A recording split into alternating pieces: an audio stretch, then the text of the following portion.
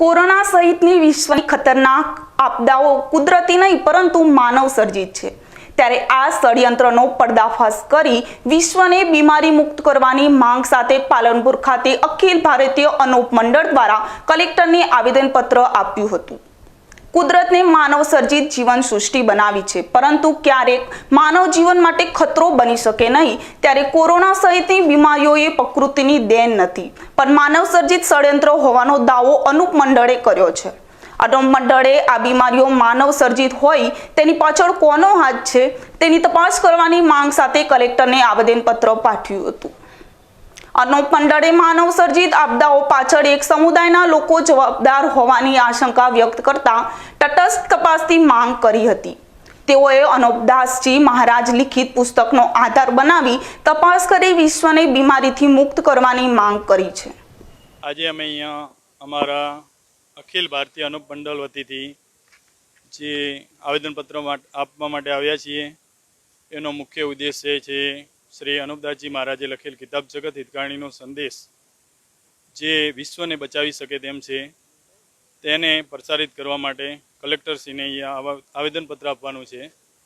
આજે વિશ્વમાં મહામારી જેવી કે કોરોના, એનાથી પણ વધુ ખતરનાક બીમારીઓ ફેલાઈ રહી છે। એ તમામ બીમારીઓ પ્રકૃતિની દેન છે યા કોઈ ષડયંત્ર ચાલી રહ્યું છે? એના પાછળ હાથ કોનો છે? ખરેખર હકીકતમાં કુદરત કરી રહ્યો છે કે કોઈ માનવો દ્વારા આ ષડયંત્ર રચવામાં આવી રહેલું છે? આ બધીની ખુલાસો કરી અને શ્રી અનૂપદાસજી મહારાજે શ્રી જગત હિતકારણી કિતાબમાં લિપિબંધ કરેલો છે।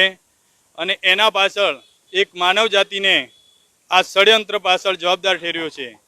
તો તમામ સરકારોને અમે વિનંતી કરવા આવ્યા છીએ કે એના ઉપર જલ્દીથી જલ્દી સંશોધન કરી અને આ વિશ્વને તમામ બીમારીઓમાંથી ઉગારી અને બચાવી લે તો સરકારને પણ ફાયદો થશે।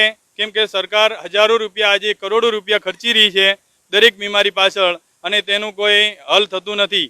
એક બીમારી ખતમ થાય તો બીજી બીમારી નવી ઉત્પન્ન થાય છે, એનો હલ સમસ્યા બિલકુલ જડમૂળથી મળતી નથી।